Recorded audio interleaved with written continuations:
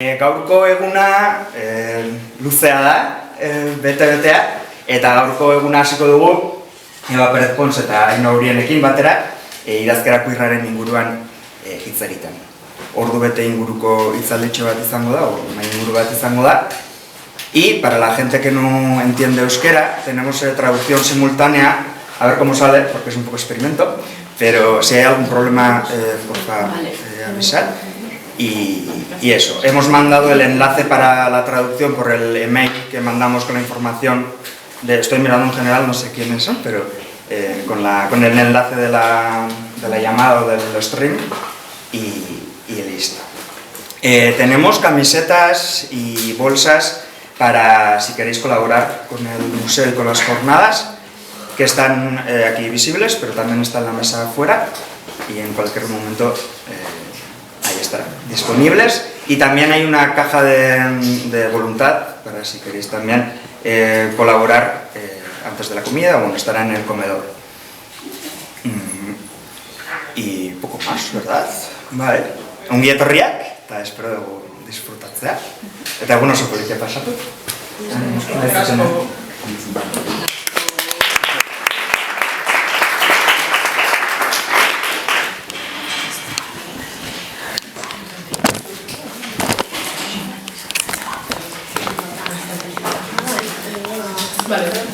Vale, egunon eta eskerrik asko urbalako lagunei gauza guai hau antolatzearen.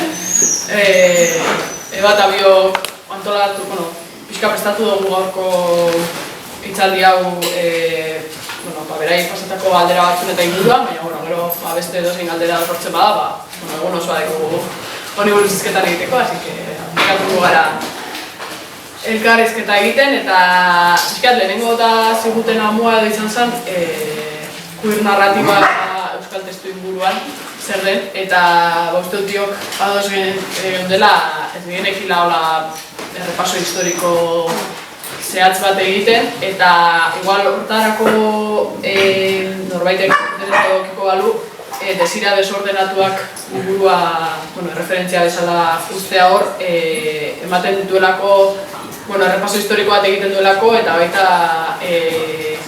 genealogia bat egiten duelako euskal literatura, eta hau ez da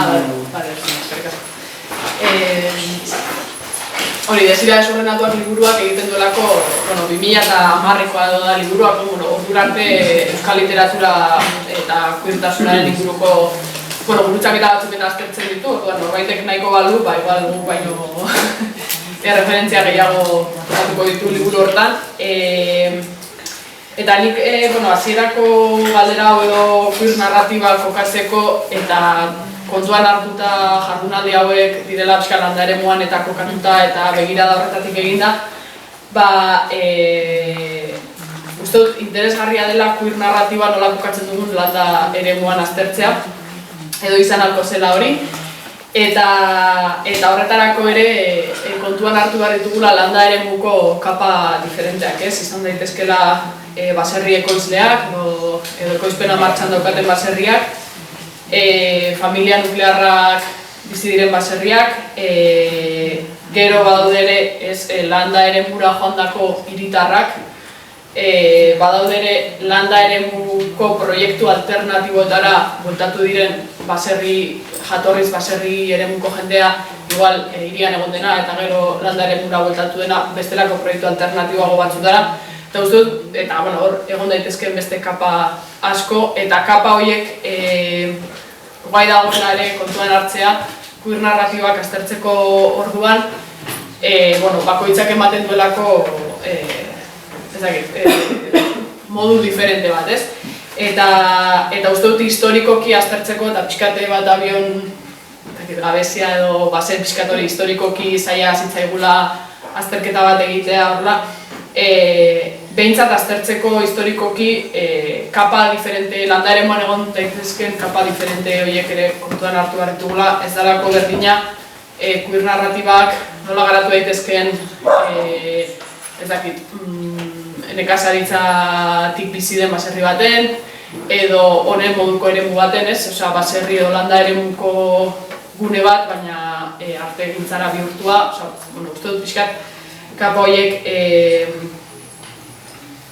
bereizi behar ditugula queer narratibak eraikitzeko edo esplikatzeko orduan, eta egia da, baita uste dut queer kontzeptua oso berria da guretzako, eta badaukagula igual arrisku pixkat anakronismoetan erortzeko errepaso historikoa egiten dugunean, eta ez nuke nahi erabili anakronismo bezala, baina bai uste dut Euskal Herrian historikoki martxan egon diren baserri ekoizleak eta askotan atera direla familia nuklearren ereduetatik kanpo, eta garatu dituztela beste eredu batzuk, familia edo aidetasun moduak beste leku batetik ulertzeko, izan direlako jende asko bizi izan den leku bat, eta igual familia nuklearra asko edatu den leku bat edo hortik kanpo edatu den leku bat, eta gero baita beste aidetasun modu batzuk baserrian bizi diren animaliekin edo paisajeekin edo ez, eta uste dut hor badagoela ere bide interesante bat historikoki errepasatzen dugunean. Ez nuke esango hori queerra denik, esan bezala igual da pixkat anakronismo bat egitea ez dakit, 19. mendeko baserri bat aztertzea queer ikuspegitik, igual pixkat anakronikoa da, baina badaudela hor ere familia heteronuklearretatik pixka bat aldendu edo pixka bat edatu diren beste forma batzuk, ez? Eta horren inguruan, justo orain irakurri berri dut honintzen baitaren bizitza baten txatalak, eta uste dut hor, norbaitek nahiko balu irakurri baita ere, pixka eta zerrean inguruko hori egiteko. Bai, nire adibidez egiten dugunean queer narratibaren mapa bat edo etortzen zaizkit izen handi batzuk, ez? Igual Litzaro Borda eta Juan Jolasagarre gari batean euren lanak eta oraindik duelako pisu handi bat, gero bai ikusten dut como inflexio puntu bat izan zela 2014, uste dut Daniel Ezarri Ugarteke atera zauenean erraiak, nik uste dut hor literaturak bai okizuela como aldaketa bat forma eta estilo aldetik, eta garai horretatik ona ditudan erreferenteak dira ere lagunak, ez? Eta horren nik uste dute egondala como lanketa bat igual narrazio individual horrek zaretzeko saiakera bat egin dugula espazio diferentetan. Eta hori da, nire buruan olako ikerketarik egin gabe etortzen zaizkidan izenak edo... Bale, eta igual ekarrita pixkat gure esperientzia pertsonaletara edo pixkatari gara duten galderei edo tiraka, eta zure ze esperientzia pertsonalek edo zure sorkuntzan edo zure idazkeran zerk eraman zaitun narrazio edo testu queerrak sortzera. Bai. Ni adibidez, edu nintzen pixka bat sorkuntzaren mundu honetara, pixka bat nahi nuelako, nire bizitza pertsonalean euskarari hurbilpen bat egin. Hasi nintzen gari batean poesiaren munduan pixka bat murgiltzen irakurketa eta referente desberdinen bitartez, eta konektatzen nuen, bertan nagertzen ziren testu askorekin. Eta iruditu zitzaidan bariketa polita, igual konexio puntu horrek nik neurera ekartzea euskararen bitartez. Eta holan hasi nintzen pixka bat poesiarekin, eta hortik sortu zen gero zarkitze programatua liburua. Aurkeztu nintzen Blas Otero lehiaketara, ez nekien liburu argitatuko zenik, orduan maiatzean hartu nuenean sorpresa izan zen pixkat sustua egun noerekoa argitaratuko ziatelako. Eta izan zen pixka bat nahi gabe. Eta gero ja ondoren etorri direnak, igual izan dira gehiago esperientzia kolektiboago batetik. Bigarren argitalpena nik deko dara da saiakera bat, erresistentziarako gorputzak goierak, eta hemen bai izan zela como proposamen bat, eta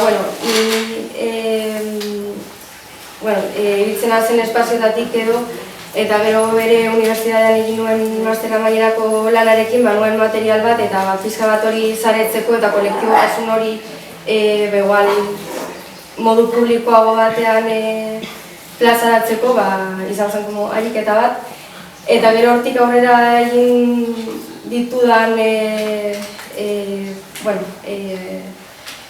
gauzak edo, porque ez da zerbait finkoa, izan da Pomada bandako emanaldia, Lizar eta Lenarekin, eta izan pizka bat bizinen memoria hori euskal testuingurura ekartzeko, Maitaleen estegi baterako zirigorro bat emanaldiaren bitartez. Eta gero ere ekarri nahi nuke, Aidragmelarekin egiten dugun perfua, azkenean draga ere gaur egun uste dut kulturaren eta euskal kulturaren parte delako, ez? Orduan pizka bat hortik sartu naz queer narratibara edo... Asko aipatu duzu kolektiboa, ez da nik uste dut, ezin dudala esan ezer egin dudanik ez bada kolektiboki izan, naiz eta gero argitalpenak edo banakakoak edo individualak izan diren, baina niretzat bai izan da norbere ikuspegia eta kolektiboa elkarrezketa etengabekoan jartzea, ez da pixkat universalizatzeko inungo asmorik gabe, baina esperientzia partikularrak eta esperientzia universalak pixkat elkar eraginean daudela eta horregatik baita kolektiboki sortzen dugula une oro, ez? Eta adibidez hau bera, ez? Edo, nik askotan galdetzen diatenean edo eta nola idazten duzu eta programatua sortu zitzaizkidan beste movida batzuk buruan eta uste dut hori dela ere denbora osoan elkarren berri izatea eta inkluso elkar balidatzea ere bai, ez? Eta elkarrekin sortzea hori. Eta, niretzat pixka landaremuan eta kokatuta nik hortik aztertu ditudalako gauza gehienak esango nuke esperientzia pertsonal bezala edo esperientzia kolektibo bezala idatzi nuenean, argitaratu nuenean Eusabdi Trostan ipuin liburua niretzat erronka bat izan zela hor harreman boieroak esplizitatzea batez ere landaremuko espazioetan, ez? Uste nuen, gero, uste nuena baino askoz, ezagik nola esan dago, hobeto hartu dira, baina niretzat izan zen, hori esplizitatzea bai izan zen, zera bat, ezagik, erronka bat bezala, eta hor, esperientzia kolektibo bat ekartzea, baina partikulartasunetik, hain zuzen ere, partikulartasun hori sostengatzeko importanteena izan zen niretzat esperientzia kolektibo baten parte izatea, ez? Eta adibidez, aurretik ere referente batzuk izatea, bai referente teorikoak, zuke aipatu duzun liburua idatzi zenuena boiere erresistentziarako gorputzak boierak, ez? Pixkat ere egotea aurretik ez dakit masa bat edo oinarri bat zuk ero hortik sortu ahal izateko eta hor eroso sentitzeko eta bai izan zen autokontzientea nire esperientzia partikularra kolektibizatzeko eremu jakin batzuetan eta batez ere esango nuke landa eremuan, aunque esan behar den batzuetan landa eremuetan batez ere ekoizpen, lehenengo sektoreko ekoizpena martxan dagoen landa eremuetan zailagoa dela sorkuntzan lana defendatzea disidentzia defendatzea zakiden hitza, baina esango nuke ez dakit, sorkuntza lanak oraindik ere lehenengo sektorearen eremu batzuetan beti autojustifikazio handia behar duela lantzat hartu dadin edo zerbait zat hartu dadin, igual beste gauza batzuk dutena baino. Eta ere igual gorputzarena ere interesantea da aipatzea. Bai, legerokan galderetako bat zenean gorputzak gure narrazioetan ze leku duen eta ia desberdintasunik aldagoen idazterako orduan edo testua bera plazaratzeko orduan, ez? Eta niretzat adibidez, ez dakit zuk... Niretzat adibidez bi mundu oso desberdin dira, azkenean sorkuntza prozesuan igual zu bakarrik zaudelako edo igual ingurutik txupatzen dituzun ideia horietatik beste gauza batzuk sortzen direlako buruan, eta horrek paper gainean idazteak beste dimentsio bat hartzen du, eta gero da gauzatzen duzun hori edo sortzen duzun hori botatzea, ez? Horria gorputzak hartzen du beste espazio bat, beste leku bat, eta nik uste dute jende disidention kasuan eta emakumeen kasuan ere ez gaudela ohituta eremu publiko horretan egotera ez leku hartzen, ez? Orduan, niretzat bada ariketa oso desberdin bat pribatu horretan egiten dozuna publikora pasatzeko. Adibidez, iaz egin nuen Igorren ikasleekin olako jardunalditxo bat, eta egin genduen 20 minutuko performance emanaldi antzerki mix bat, eta izan zen pasada bat, zelan igualetzean, lasai askoan irakurtzen dituzun testu propioak, igual exiliatu behar izan zaren herrian bertan irakurtzeak eta irakasle batzuen artean eta ikasle batzuen aurrean zelan kostatzen den hitz hori kanporatzea, ez? Eta gero pentsatzen duzkoa, hitz hori igual pasako jakie hori, eta ez dut uste, ez dute leku publiko horretan espaziorik egin behar eurena delako, ez? Orduan da, hor ere ahozkotasunean uste dut daukagula handicap hori. Eta gauzak egin ala, nik adidez ikusten dut, jendartean nago eta pio bat uturitzen az, ez nazkapaz egual piezaldi batu barik esateko, ez? Eta da zelan gorputzak daukan eragina testuan edo diskurtsoan bertan.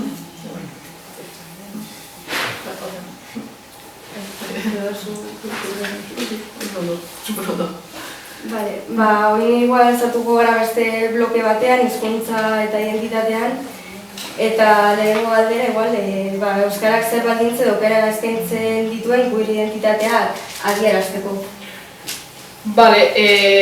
Pixkat saiatu nahi zagu ordenatzen ez dakit euskararen hartuko dudan, ze ez dut berariaz horrela aztertu edo horrela pentsatu, baina uste dut hizkuntzak oroar eta bere adiera zabalean ez bakarrik ahozko hizkerak edo, uste dut lenguajeak badela mundua eraikitzeko tresna, ez? Hizkuntzak eraikitzen duela mundua etengabe, eta horretan dagoela hain zuzen ere bere potentzialitatea. Eta hizkera beti da politikoa, badago autu bat hitz egiteko orduan edo adierazteko orduan, eta autu horiek sortzen dute errelato bat edo beste, ez? Eta pixka bat, uste dut, errelatoaren jarriko naiz pixkat beliko, baina errelatoaren borroka irabazi behar dugula, eta euskarak igual, nik behintzat euskara sortzen dut, zuk ere bai, uste dut gure kasuan hori dela eroso gauden espazioa, eta hizkuntza erabili dezakegula errelato hori sortzeko, eta azkenean errelatoa eta errealitatea elkarrengatik oso gertu daude, eta ere kontatzen dugun mundua da gertatzen dena, ez? Eta uste dut horrek eraikitzen duela mundua neurri baten, eta horregatik hizkuntzak edozein dela ere bai euskara izan da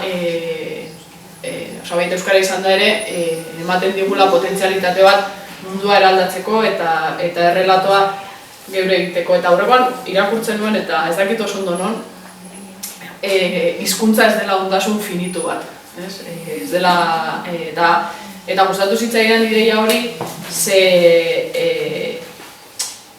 ez da, ematen dugu badela gauza infinito bat, ez? Eta sortu dezakegula eta hizkuntza erabiltzen dugun aldi guztietan sortzen dugu eta sortzen doan gauza bada eta aldatzen doan gauza bada, eta horregatik esaten da ere bizirik dagoen gauza badela, ez? Eta hiztunen edo erabiltzen duten horien esku dagoela ere sortzea eta uste dut egin direla saiakera batzuk apropiatzeko hitz batzuk eta geure egiteko, zentzurik onenean diot apropiatzearena, igual izan daiteke ere queer edo goiera edo badaude hor kontzeptu batzuk geure ganatu ditugunak eta horien bidez sortzen dugu mundua, ez? Eta ari gara sortzen mundua etengabe, eta uste dut hor dagoela potentzialitatea eta eragina ere bai, eta hizkuntzak gure mundu ikuskeran eta gure mundu eraikuntzan daukan eragina kristona da, ez? Eta hontan beti gustatzen zait ekartzea galdera bat, hola, ez daukana erantzunik, baina beti gustatzen zait botatzea, eta da zergatik umeek astronauta izan nahi dute eta ez nekazari.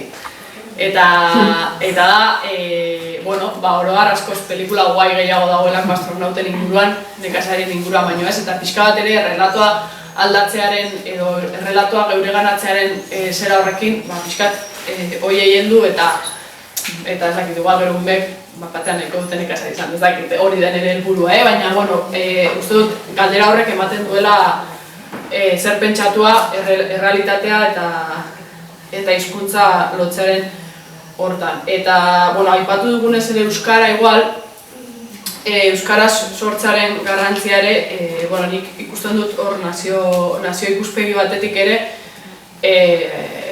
gu 3 administrazioetan banatutako nazio bat izanik eta 2 estatutan banatuta, eta uste dut euskarak ematen digula ere, bueno, hor errealitatea amankomun bat sortzeko bide bat, eta uste dut badaudela baldintzak horretarako errelato hori geure egiteko euskararen bidez, baina bueno, sortu beharko dira ere. Eta horrekin ekarri nahi dut, bueno, igual askok ezagutuko duzue, baina liburu bat ekarri dut referentzia bezala, eta da, hau, aldera berri da, Daniel Esarribarteren beste zerbait, eta uste dut hau badela hizkuntzaren bidez mundua eraikitzearen adibideetako bat edo nola hizkuntza malgua den eta nola hiztunek edo erabiltzen dutenek berresanahitzen duten une oro eta hor dagoen bere potentzialitatea eta hori aldugun ez dakit. Hori aldugula baliatu ere gure realitate hori sortzeko eta identitate batzuk ekartzeko eta bueno, iskat hortik guztut dagoela potentzialitatea. Ezagir bat dira ematutu galduta, baina...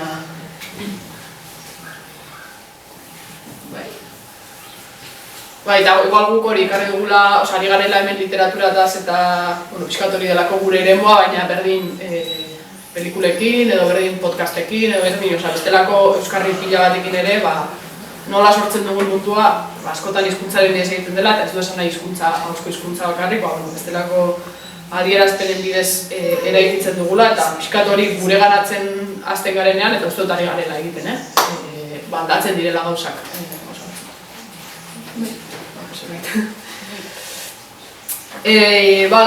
Bueno, pixkat, utzita hori aktivismoa eta kulturaren inguruan galdetzen ziguten ere, lehen ere aipatu dugu igual pixkat bizi dugula gure literatur jarduna kolektibotik eta horrela.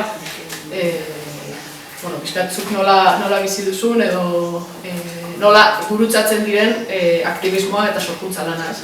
Nik hemen kontraesan bat botako dut. Nik adibidez nire pertsonan bereizten dudala asko sorkuntza lana bera eta militantzia. Eta azkenean berdinaren inguruan nabil bueltaka beti, transmari bigoio gaia. Eta sorkuntzelanean ikusten dut, nahiz eta testuinguru batean kokatuta egon eta esperientzia bera kolektiboa den, eta ikusgarritasuna ematea den helburuetako bat, ikusten dut egilea askotan, gehienetan egoten dela erdigunean eta badagoela izen bat, ez? Eta hortik nolabait atera daitekela olako etekin ekonomiko edo sozial bat, euskal literaturan ekonomikoak hasi ez da. Jaizten du teoriko hori abstrakziotik konkretura, ez? Eta orduan nik uste dute biak garrantzitsuak direla gurpil horrek aurrera jarraitu dezan, ez? Ematen dio como entitate oso bat, bien artekoari. Eta hori, nondik beste galdera bat izan daiteke nondik elikatzen dugun teoriko hori, ez? Nik uste dute oso garrantzitsua dela herri mugimendua bera erdigunean jartzea eta lekuan edo tokian tokiko errealitatei erantzutea abstraktua den horrekin.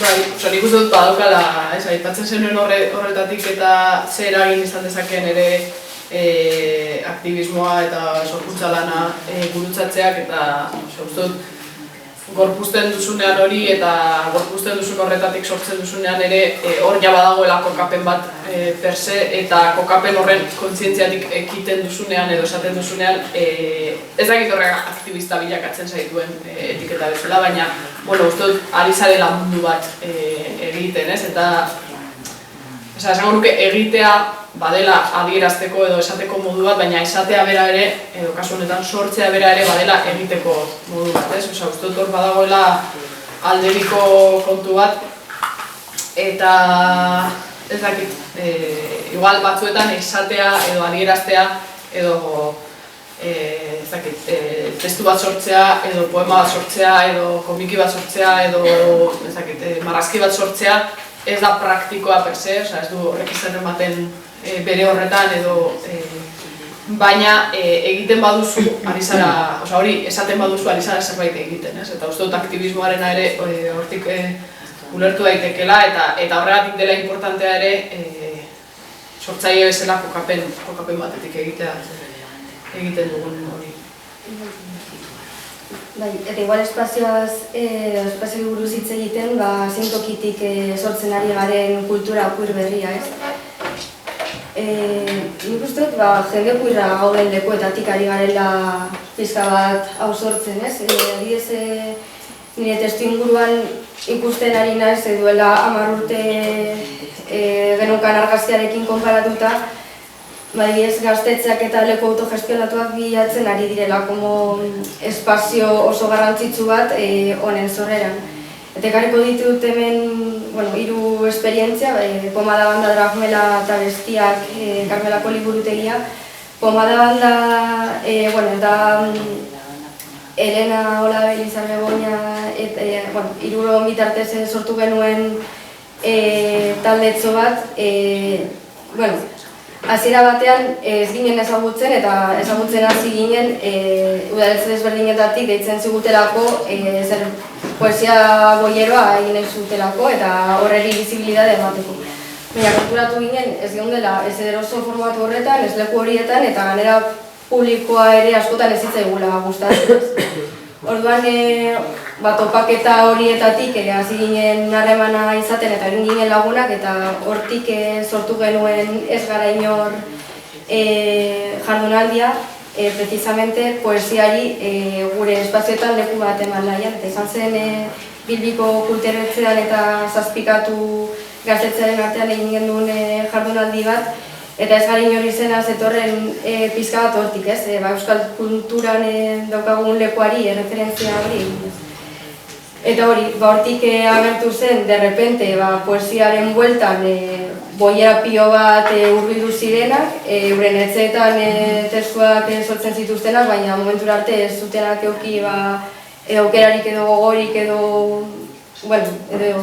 burutapenik euren idatziak plazaratzeko eta izan zen oso parte hartzailea, sortu ziren gerora beste proiektu txiki batzuk eta sortu egin daretzo sare bat, ez? Eta da pizka bat, igual etxeetan individualki egiten dena materializatu zera modu oso material batean zerbait kolektiboago batean. Eta gero Dragmelan beste inbeste. Genituen drage referente batzuk, baina oso despolitizatuak, lehiakorrak, cis-gizonen zerbait edo cis-geien esparru bat zela, komertziala, kanpokoa ere ez, Euskal Herrian baditugu queer edo drage referenteak, baina ibiltzen dira igual asko tabernetan eta gaueko espazio hauetan, ez? Eta zen hori edo hori eta batera, ez? Eta buelta bat eman genion dragaren ikuspegi horri eta gurean marratzeotik, euskara bastardotik edo zer egiten eta ekonomikoki irisgarria den modu batean egin nahi genuela guk eta eta gero publikoarekin daukagun harremana ere uste dute nahiko parte hartzailea dela, ez? Egiten ditugun dinamikak eta holan. Eta gero beste esperientzia da Bestiak liburutegia, dela Karmelan, Santurtzuko leku autogestionatu batean dagoen liburutegi bat. Eta hor adibidez funtzionatzen dugu doaintzen bitartez, eta hor mailaguntzak bideratzen ditugu eta daukagu kolekzio propio bat, ez? Eta ere, irakurlegiz eta autogestiotik eta espazioetatik ze ardura daukagun liburu batzuk sartzeko edo ez sartzeko, ez azkenen guk funtzionatzen dugu doaintzen bitartez, eta karo, etortzen diren gauza gehienak dira mendebaldeko gizon zuri heterosexualek idazten dituzten gauzak. Marxismotik ditugu 100 liburu eta nahi ez ditugu denak aparategietan jartzen, precisamente beste gai espazio gehiago emateko. Eta hirurek daukaten zerbait komuna da, hirurak direla euskal kulturaren parte, arlo oso diferentetatik, gure egunetan gutxinaka ez direla entitate propio hartzen edo gorputz bat hartzen, eta baita ere hiriaren testuinguruan egiten ari direla batez ere. Ni oso bilbotar zentrista bihurtu naz azken urteetan, lehengoakoa naz eta, muturretan bizi izan naiz beti, pasan naz 1500 biztanleko herri batetik Bilboko herrigunera. Eta, kuriosoa da, kontrastea, Islanda eremuan igual mugitzen denarekin edo ez denarekin. Bai, nik uste dut hori, interesantea dela, ekarri duzun hori bukaeran, ez dakit, sortzen ari den kultura edo sorkuntza queer berri Euskal Herriko testuinguruan ere ez. Horretan ere, eremu asko etortzen zaizkigunak, eta hau justu hemen esatea gaur paradogikoa da, baina dira hiritarrak ez, naiz eta hirietan eskokatu, aipatu dituzun kasuan badira igual Bilbokoak, baina ere etortzen zaizkigun egiteko moduak oso hiritarrak dira askotan, eta neurri batean egia da, jende gehiago bizi delako hirietan, eta sortzen direlako ere beste mugimendu batzuk, baina gero uste dut landare mutan eta herri txikietan ere ari direla sortzen, eta gaurkoa ere bada horren adibide bat ez, eta hor sortzen dela horako pinpon efektu bat landare muaren eta hiriaren artean, ez dela landa eremuak hiritik datorrena kopiatzen duela, baizik eta badagoela elkarrizketa konstante bat, eta uste dut hor oso adibide interesantea dela Altxalili kolektiboarena ez nola sortzen den oso landa eremuan, eta gero horren efektuz edo horren ondorioz edo horrek sorrarazten duela edo gero Baionan, hirian, bitxi queer kolektiboa, eta nola pinpon efektu horiek edo izan daitezkenak etengabe sortzen dutela elkar, eta ez dela, askotan uste dut erreferentetzat hartzen dugula hiria, eta neurri baten egia da, gauza asko eta batez ere esango nuke oinarri teoriko batzuk eta egiteko modu batzuk, eta baliabide aldetik ere hiria errazagoa delako, eskuragarriagoa delako, baina askotan horrekin ere batzuetan guk gure burua gutxiesten dugu landa eremuan edo landa eremuko sorkuntzetan, ez, nola hirian egiten dena kopiatuko dugu hemen, eta uste dut batzuetan bidea askoz aldebikoagoa dela, zorionez, eta askoz pinpon efektu gehiago dagoela, ez. Eta pentsatu genuen ere tartean igual irakurtza gauza batzuk, igual irakurtzen duzu, ekarri dugu edabak testutxo bat. Bai, testu hau sortu zen pista bat, igual poesia ere, gure ere motara eraman nahian sortu genuen, antolatu genuen Aiaraldeako espazio batean mastektomia bat finantzatzeko jai bat, eta gure apostuetako bat izan zen poesia ara eramatea. Eta zen leku bat asanblada oso gizonena zena, eta hor poesia sartzea da pizka bat dekazador, ez? Eta harrera izan zen ikaragarria. Osea, izan zen pizka bat poesiarekin harremanik ordura arte izan ez zutenek emozionatu zirela pilo bat, jende asko egin zuen negar, batu ziren 80 pertsona de repente lorategian, eta agian hau lekua da guretzako eta gainera harrera oso nadeko. Eta horren arira olako manifestu txiki bat idatzi nuen. 2005ko ekainaren 12, eguena. Lagun gutxi batzuk batu gara Bizkaiko herri txiki bateko jaien lehenengo egun transmaribigoioa aldarrikatzea. Armairutik ateratzeko taktika kolektiboetan eraberritzen ari gara. Duela 10 urte iritik hurbilenera zaizilatu ginenok, hemen gara berriro. Egitaragoa oparoa da. Hitzaldia, poesia errezitaldia, herri bazkari eta zumba queer saioa. Azken urteotan, poesiari lekua egin zaio espazio autogestionatuetan, eta harrera positiboa izaten ari da. Hasierako bertigoa nabaria zen. Nori interesatzen zaio poesia, nork egiten du poesia, norentzat, non, zein da poesiaren ahotsa, zein toki du gorputzak hitzetan.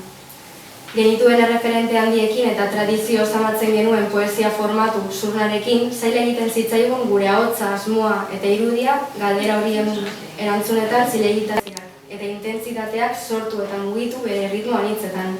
Punkia, zuzena, motela edo katartikoa da. Poesia entzuten, ikusten, irakurtzen eta sentitzen da, begiak itzita zein zabalik. Infusio zuku garagardo zein ardokopa bat eskuan gozatzen da poesia. Musu eta lastan batean ere, noski. Poesia dizuna eta politikoa da, mundua apartatzeko bide eta gotorleku, gutasunaren beste espresio forma bat. Poetaren ahotsean aurkitzen du bere burua poesiarekin lotura handirik ez duen norbanakoak. Emozionatu egiten da, haren bizipenak eta gatazkak beste batenak diren hitzetan topatzean. Lerro hautzira erakartzen du poesiak, lerro hautzira ezagutzen ez duen iguala. Poesia trantza da. Norma gainditu du. Ez dago gorputzik poesia deskribatzen duenik.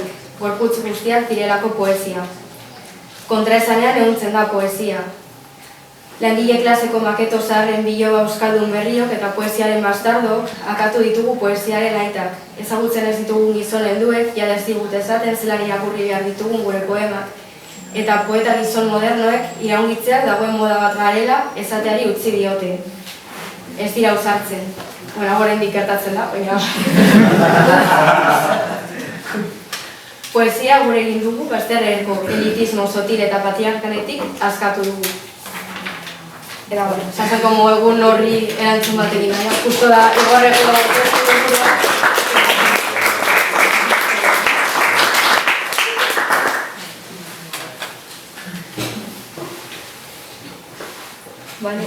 Eta ja, igual azken blokeari hasiera emoteko, erronkak eta etorkizuneko bideak. Zeren falta daukagu euskal queer narratiban? Bueno, bizkat, bota ziguten beste amuetako bat izan zen, eta honekin lotura daukana tabuen kontua ez, uste duzela euskal kultura badauden tabuak edo horrelako amu bat zen. Eta, bueno, bai, oso txugu baietz eta identifikatu ditugu batzuk edo identifikatu daitezke asko ere, esango nuke ez dela euskal kulturaren berezitasun bat tabuak izatea, baina, bueno, igual, testuinguru honetan badaudela tabu konkretu batzuk. Nik bai esango nuke badaudela erresistentziak, bueno, zuk oso ondo testu horretan oso ondo aipatzen zenuen, ez, gizonek nola, poesia nola egin behar den esaten duten, eta ez dakit, bai uste dut hori dagoela alde batetik, eta gero igual euskal testu inguruan ere badagoela eskuin-muturraren gorakada horretan ere ulertu behar dela euskara sortzea ere nola bizi dugun hemendik aurrera, eta nola bizi dugun euskaraz queer sorkuntza egitea, oza, pixkator gurutzatzen direla gauza asko, eta horre ere badukagula erronka bat, zer resistentzia oso potente bat, eta gero eta potentago bat egongo da resistentzia nuke dituko, ez dakit. ulertu zuen. Eta gero pixkat, tabuen aldetik edo horrekin egiteko, nik esango nuke landa eremua atzerako hitzat hartua izan dela modernitateaz geroztik, eta uste dut hori orain ari garela desera ikitzen, baina hor tabu bat badela, eta gero eta gehiago ari dena sozializatzen edo sexilioaren gaia uste dut bastante interesgarria dela hori, eta horrekin lotuta karritu zen liburu bat, Goioto Paketen memoria ariketa kolektibo bada. Eta uste dut hemen ere, atera zen sexilioaren gai hori, eta uste dut nahiko interesgarria dela tabuei buruz hitz egiten dugunean, nola herri batzuetatik jendea june egin den. Eta honekin lotuta nik ekarri nahi izan dut Asier Larretxearen poema bat, nik beti sexilioarekin lotu dudana. Eta niretzat lehen ere aipatzen genuen hasieran zergatik sortzen dituzun narrazio kuirrak edo zergatik sortu duzun hori, zergatik egin duzun auto hori, eta niretzako bada referenteak izan ditudalako, eta horietako bat izan da Asier, badelako ni baino bat edo bi belaunaldi zarragoa, eta bai ez dakit egin duelako landa eremutik hirirako sexilio bat, eta horretan ardaztu duelako ere bere sorkuntza, eta hori irakurreko dut ere poema bat. Debekuak. Gorputzen paralisira bultzatu nahi gintuenean bazterkeriaren ertz kamutsak kotatzeari ekin genion. Aitaren, semearen eta espiritu zainduaren izenean, Ledezko dirdirarekin ertsi genituen zelai amaigabeak. Ilunabar eztiak, tontorra izetsuak, labar gogoangarriak. Ez ezagunak zitzaizkigun larru eta usainek hartutako gure hankak. Ezein keinu ezagutzera ematera debekatu gintuzten. Latitude haietan, paisaia ondugabeko leloen errepikapen bilakatu zen. Ukatutako guzti horien igurikapenean. Jaungoikoa goratzeko xuxurlak, bularraldeak zeharkatzen zituzten ezpatak ziren. Isiltasunak Espainiak grapatu zizkigun. Hizkuntza, pentsamendua, nahia. Ezetzaren ustasuna gabezien amplifikazioetan. Letra bakoitzaren kaligrafia eskuin eskuarekin behar zuen. Esentziekin konektatuko zukeen ezein keinuren beldur, esku aurrak sokekin lotu zizkiguten, sakrilegioan, errezoak, amesgaiztoetako mamuetan bilakatu ziren. Dena zen ukapen, sufrimendu, mentx. Gorputzen koreografia ezin ukitu. Itzulerako bidean, belaia besarkatzen zuen linea elektriko eroria, maitasun keinurik fidelena iruditu zitzaigun.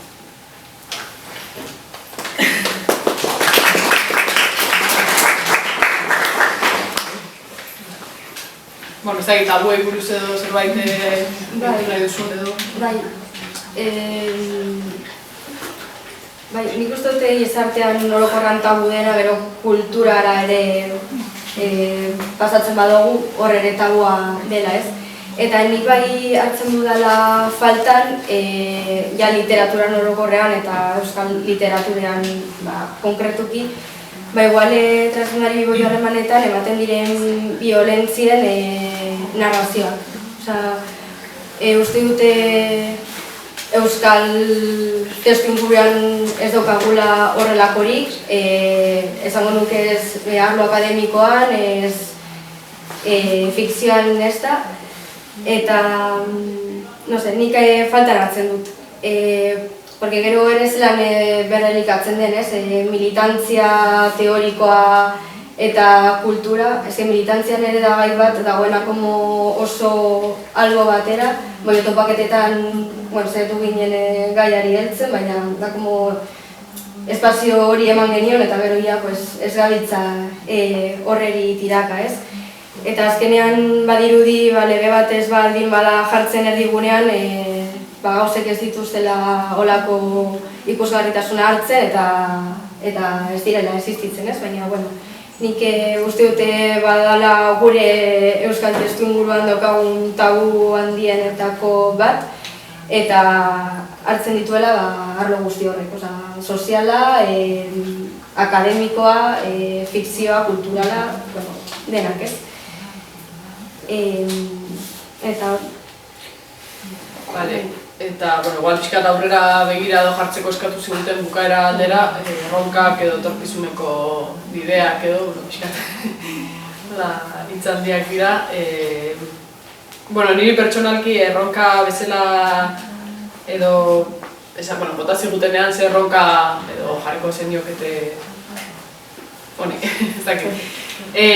Niri uste dut lehen ere aipatu duela landa eremuko kapa diferentena eta uste dut ari direla sortzen landa eremuan mugimendu queer pilo bat eta superposgarria da hori eta hau bezalako espazioak edo bestelako proiektu alternatibo batzuk eta niretzat erronka edo izango litzateke edo kriston posa emango lidake lehenengo sektorean eta ekoizpena martxan daukaten baserrietan txertatu ahal izatea queer sorkuntza hori edo sorkuntza bera ere bai, baina baita queer ikuspuntu horretatik, ze uste dut hor produktibitatearen mamu eta obsesio horretan bizi garela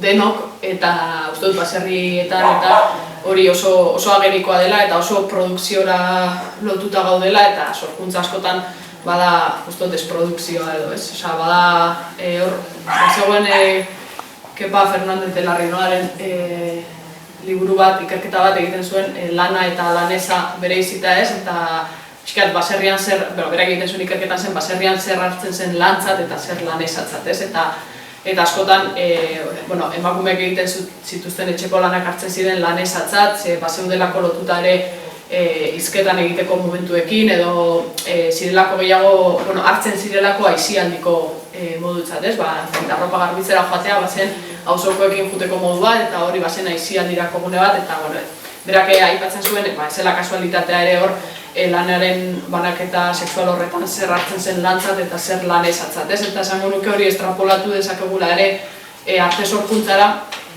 eta arte sorkuntza lantzat hartzea ere hemen bazaudete artean ibiltzen zareten batzuk eta kostatzen dela, ez? Badagoela hor beti justifikatu duzula hori lana den edo ez den edo ordaindu behar ote den edo ez, eta esango nuke bereziki hori edo, behintzat nire esperientzia pertsonaletik hori baserrian asko gertatzen dela, ez? Nola hartzen den ageriko produkziorik ez daukan gauza bat lanezatzat hartzen denez eta orduan kriston posa ematen dit, adibidez landa eremuko gune baten gaur bezala honi buruz hizketan egoteak, baina posa biderbi emango lidake baserri batean, animaliak edo baratza edo ekoizpena nagoen baserri batean ere txertatu ahal izatea, ez dakizen moduta, lau pentsatu beharko litzateke, baina sorkuntza lan horiek txertatu ahal izatea eta queer narratibak, queer literatura, queer arte sorkuntza hori baserri horietan emateak. Horri, uste dut dela erronka bat edo etorkizunerako bide posibleat, gutxienez Euskal Herriko uren banalerro horren iparraldean ez, badaudelako baserriak eta landa eremu konkretu bat, esango nuke gero banalerro horretatik bera, izan Araban edo Nafarroa hegoaldean, beste landa eremuak erartzen dituela beste forma batzuk eta igual beste modu batzuk pentsatu behar direla, ez daudelako berariaz baserriak bere horretan, beste leku batzutan eta beste movida sozial batzuk ere gurutzatzen direlako landa eremu horietan, baina bai gutxienez ipar isurialdean hasi behar dugula pixkat pentsatzen martxan dauden baserri horietan nola txertatuko duen. Sartuta, igual galdetza ere non gauden queerok eta baita ere non gauden euskal literaturaren bueltan ari garenok, ez? Adibidez, zergaitik ez da zalantzan, edo zergatik dago normalizatuta gaztetxeetan kontzertuak egitea edo, bertso saioak egitea eta zergatik ez dago normalizatuta errezitaldiak egitea edo antzerkiak zergatik hori gertatzen denean da kanpo eragile bat etortzen dela asanbladara eta zergatik asanbladak ez dauka como txip hori, ez? Orduan nik erronka bezala bai ikusten dut egon behar dela como deseterosexualizazio prozesu bat gorputz propioan, pixka bat iruditegia zabaltzeko gure bizitzei, eta gero ere ez dakit zelan ditu, baina desnormalkuntza literario bat, ez? No sé, gizonek egiten dute doze redonon, hasi gaitezen guk ere gauzak edozelan eta edonon egiten, ez? Okerrenean ez izango gara gizon bat. Orduan, no sé, nik uste dut erronka dela, pixka bat, hori, irudimena zabaltzea, eta nik uste dute gaztek herrietan rol hori hartu dutela, ja. Nik ikusten ditute, iaz ikasle izan dituen 17-18 urteko gazteak, euren herrietan, euren lekua aldarrikatzen, literaturaren bitartez, podcastak egiten, antzerkia egiten, euren apropioa, oso itxaropentsua. Igual, jende helduagoak ere egin behar dugu ariketa hori, ez? Bale, guk oraino prestatu dugu. Norbaitek badaukan galderan bat, edo komentarion bat, edo zer, konpartitzeko.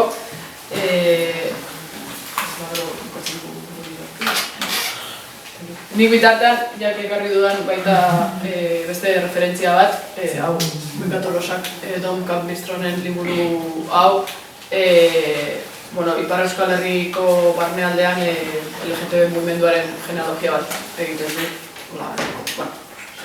Uste ditut hemen referentziak hartu nahi dituenaren txat. Eta, ez dakit, nagoen alderarik edo. Hausnarketak ere onartzen. Hori da, bai, komentarioa dakit. Eta bestela, ebak pentsatu bukatzean plan sorkuntza, orduan ebak irakurriko du poema bat. Ekarri dute Pomada bandarekin sortu genduen poema bat, denen artean sortu genuena, eta opezia du izen buru. Poesia festa bat da, txartu idatzia, peoiza, opezia, ziepoa. Poesia festa bat da, galdera armatu bat. Dago konkreziorik erdibidean, zenbat euro kobratzen dituzu hilean. Nola desegin amnesia historikoa, nola asmatu lexikoa, nola idazten da mina. Nola neurtzen da tripa soloan hasten zaizun grina. Zer ez betetzen dituzu hitzak, kautzu beltzez, ala hortzalar printzaz. Poesia festa bat da.